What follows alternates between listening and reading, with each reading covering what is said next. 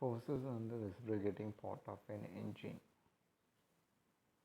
So what are the forces acting on the reciprocating components or reciprocating motion based components, or we can say reciprocating motion engine?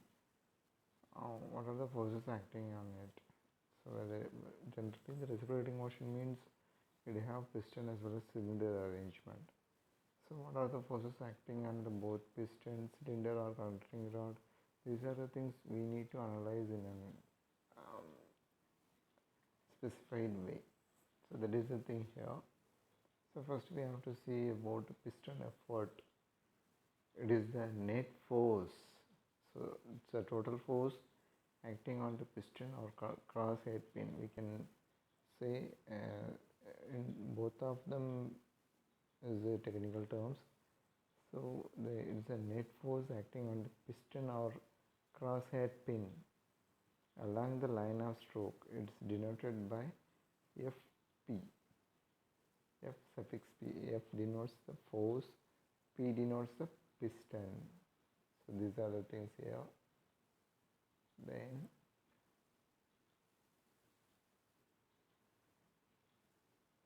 so piston effort.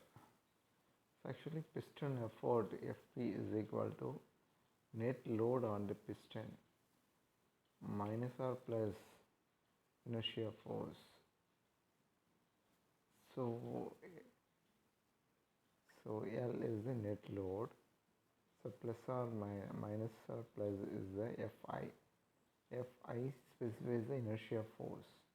So Fl minus plus or minus plus Fi minus Rf.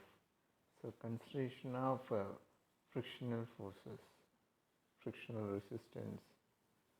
So in the above equation there is no consideration of frictional resistance. So we never detect the value of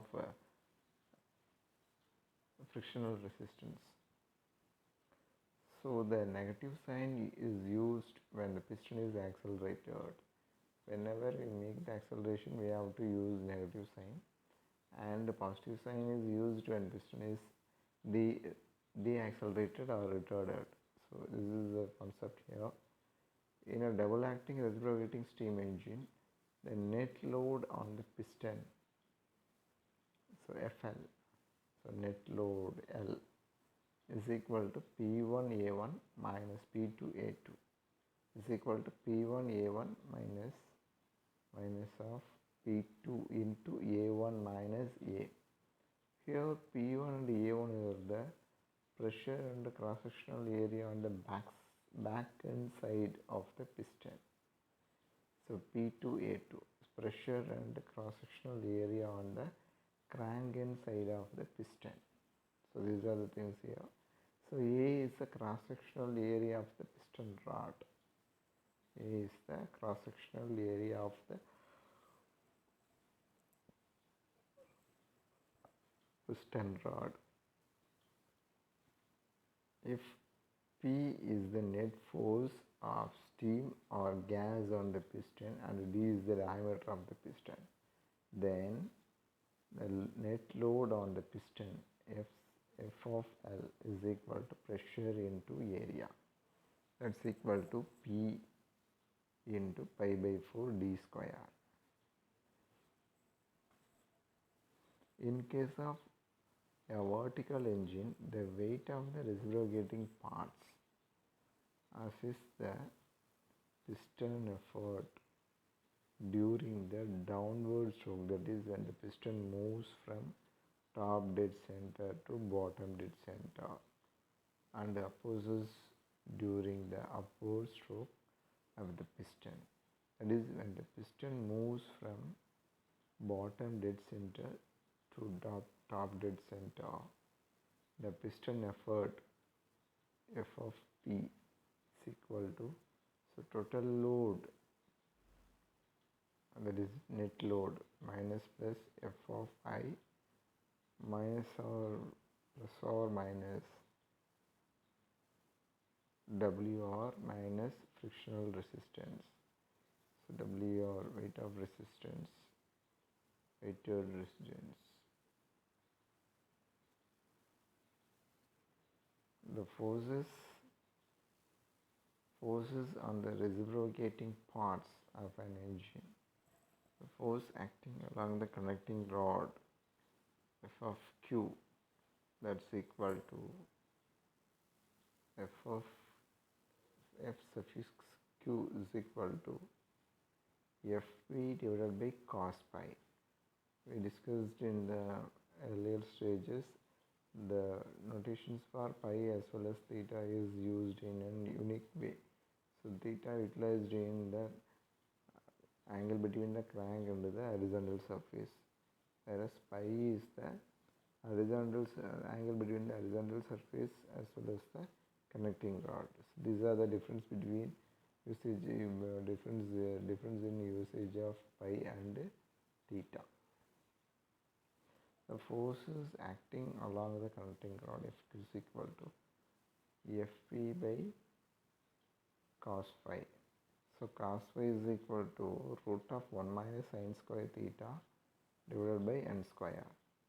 So Fq is equal to Fp divided by root of 1 minus sin square theta divided by n square.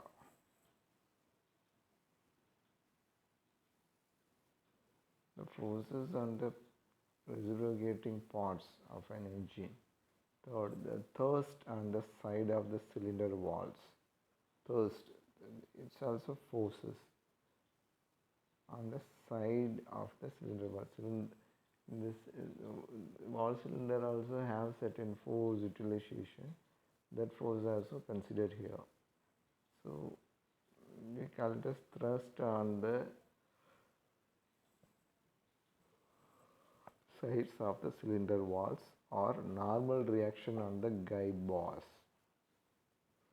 So F of n is equal to Fq sin pi is equal to Fp cos pi into sin pi.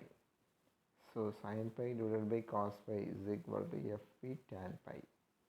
So these are the things here. Then forces on the reciprocating parts of the engine, that is crank pin effort. The crank pin effort, so F suffix T is equal to Fq into sin theta plus pi.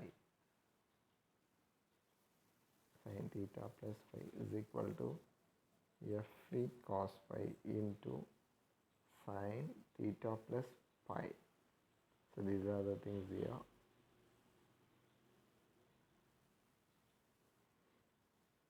Forces on the reciprocating parts of an engine.